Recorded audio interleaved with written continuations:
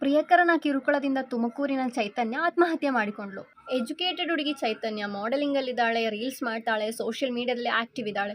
ಇಷ್ಟೊಂದು ಆ್ಯಕ್ಟಿವ್ ಆಗಿರೋ ಹುಡುಗಿ ಯಾಕೆ ಆತ್ಮಹತ್ಯೆ ಮಾಡಿಕೊಂಡ್ಳು? ಎಜುಕೇಟೆಡ್ ಆಗಿರುವ ಹೆಣ್ಮಕ್ಳು ಈ ಥರ ಎಲ್ಲ ಮಾಡ್ತಾ ಇದ್ದಾರೆ ಅಂದರೆ ತುಂಬಾ ಸಂಕಟ ಆಗ್ತಿದೆ. ಅವರಿಗೆ ಅವ್ರ ಅಮ್ಮ ಹೇಳ್ತಾ ಇರೋ ಮಾತು ಕೇಳಲಿಕ್ಕೆ ಆಗ್ತಾ ಇಲ್ಲ ಆ ವಿಡಿಯೋದಲ್ಲಿ.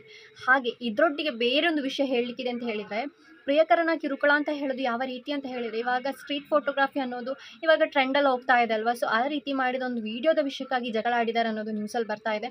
ಸೊ ಆ ನ್ಯೂಸ್ನ ಕೆಳಗೆ ಬರ್ತಿರೋ ಕಮೆಂಟ್ಸ್ ಏನು ಅಂತ ಹೇಳಿದರೆ, ಸ್ಟ್ರೀಟ್ ಫೋಟೋಗ್ರಫಿ ಮಾಡಿರೋ ಆ ಫೋಟೋಗ್ರಾಫರ್ನ ಹಿಡಿದು ಒಳಗಡೆ ಹಾಕಬೇಕು, ಹಾಗೆ ಮಾಡಬೇಕು, ಹೀಗೆ ಮಾಡಬೇಕು ಅಂತ.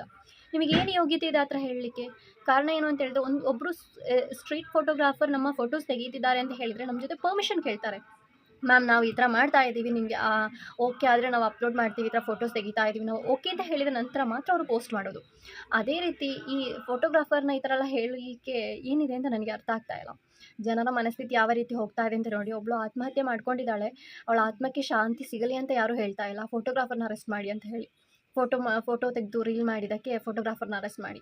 ಅದೇ ರೀತಿ ಈ ವಿಜಯ್ ಅಂತೇನೋ ಆ ಹುಡುಗನ ಹೆಸರು, ಪ್ರಿಯಕರನ ಹೆಸರು, ಅವನ ಅರೆಸ್ಟ್ ಮಾಡಿ ಅಂತ ಯಾರು ಕೂಡ ಆ ವಿಡಿಯೋದಲ್ಲಿ ಕಮೆಂಟ್ಸ್ ಹಾಕಲಿಲ್ಲ. ಲವ್ ಆಗಿರಬಹುದು, ಫ್ರೆಂಡ್ಶಿಪ್ ಆಗಿರಬಹುದು, ಯಾವುದೇ ಒಂದು ರಿಲೇಷನ್ಶಿಪ್ ಯಾವಾಗ ತಗೊಂಡು ಹೋದರೆ ಯಾವ ರೀತಿ ಅಂದರೆ, ನಮ್ಮನ್ನು ಕೇರ್ ಮಾಡ್ತಾರೆ ಅನ್ನೋ ವಿಷಯದಲ್ಲಿ ಅವರು ಟಾಕ್ಸಿಕ್ ಆಗಿ ಹೋಗ್ತಾ ಇದ್ದಾರೆ. ಟಾಕ್ಸಿಕ್ ಅನ್ನೋದು ನಮ್ಮನ್ನು ಮೆಂಟಲಿ ಎಷ್ಟೊಂದು ಟಾರ್ಚರ್ ಮಾಡುತ್ತೆ ಅನ್ನೋದು ಅದು ಅನುಭವಿಸಿದವರಿಗೆ ಮಾತ್ರ ಗೊತ್ತಿರುತ್ತೆ. ಅದರಿಂದ ಯಾರೂ ಕೂಡ ಟಾಕ್ಸಿಕ್ ರಿಲೇಷನ್ಶಿಪ್ನ ಯಾರೂ ಕೂಡ ಮುಂದಕ್ಕೆ ತಗೊಂಡು ಹೋಗಲೇಬೇಡಿ. ಕೊನೆಗೆ ಒಂದು ದಿನ ನಾವು ಕೂಡ ಈ ಥರದೊಂದು ಅವಸ್ಥೆಗೆ ಬರಲೇಬೇಕಾಗುತ್ತೆ. ಸೊ ಅದರಿಂದ ಯಾರೇ ಆಗಿರಲಿ, ಯಾವುದೇ ರಿಲೇಷನ್ಶಿಪ್ ಆಗಿರಲಿ, ಒಳ್ಳೆಯ ರೀತಿಯಲ್ಲಿ ನಂಬಿಕಸ್ಥರಾಗಿ ಮುಂದಕ್ಕೆ ಹೋಗಿ ಅಂತಲೇ ಹೇಳ್ಬೋದು. ಈ ಟಾಕ್ಸಿಕ್ ಅನ್ನೋದು ಇವಾಗೊಂದು ಟ್ರೆಂಡಾಗಿ ಹೋಗಿದೆ. ಕೇರ್ ಮಾಡೋ ಅನ್ನೋ ಒಂದು ಹೆಸರನ್ನು ಇಟ್ಕೊಂಡು ಟಾಕ್ಸಿಕ್ ರಿಲೇಷನ್ಶಿಪ್ ನೀವು ಮುಂದೆ ತಗೊಂಡು ಹೋಗ್ತಿದ್ದೀರಾ ಅಂತ ಹೇಳಿದರೆ, ಅದನ್ನು ಸ್ಪಾಟಲ್ಲಿ ನಿಲ್ಲಿಸ್ಕೋಬೇಡಿ. ಹೇಳಲಿಕ್ಕೆ ನಮಗೆ ಧೈರ್ಯ ಬರಲೇಬೇಕು. ಯಾಕೆ ಅಂತ ಹೇಳಿದ್ರೆ, ಮುಂದೆ ಬದುಕಬೇಕಾಗಿದ್ದವರು ನಾವು. ಯಾರೋ ಏನೋ ಹೇಳ್ತಾರೆ ಅಂತ ಹೇಳಿ ಪ್ರಯೋಜನ ಇಲ್ಲ. ಆಮೇಲೆ ನಾಳೆ ದಿನ ರಿಗ್ರೆಟ್ ಮಾಡೋದಲ್ಲ.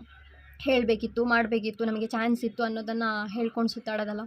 ಹೇಳಬೇಕಾದ ಸಮಯದಲ್ಲಿ ಹೇಳಬೇಕಾದವ್ರ ಮುಂದೆ ನಾವು ಹೇಳಲಿಕ್ಕೆ ಧೈರ್ಯ ತೋರಿಸಿದ್ರೆ ಆಮೇಲೆ ನಮ್ಮ ಬದುಕು ಚೆನ್ನಾಗಿರುತ್ತೆ. ಆತ್ಮಹತ್ಯೆ ಅಂತ ಹೇಳೋದು ಯಾವುದಕ್ಕೂ ಒಂದು ಪರಿಹಾರನೇ ಇಲ್ಲ. ಹಾಗೆ ಅದೇ ರೀತಿ ನಮಗೆ ಈ ಥರ ಸಮಸ್ಯೆ ಉಂಟು ಮಾಡಿದವರೆಲ್ಲರೂ ಕೂಡ ನಾಳೆ ಚೆನ್ನಾಗೇ ಇರ್ತಾರೆ. ನಮ್ಮ ಜೀವ ಹೋದರೆ ನಮಗೆ, ನಮ್ಮ ಪ್ಯಾರೆಂಟ್ಸ್ಗೆ ಮಾತ್ರ ಹೋಗೋದು, ಬೇರೆ ಯಾರಿಗೂ ಕೂಡ ಹೋಗೋದಿಲ್ಲ.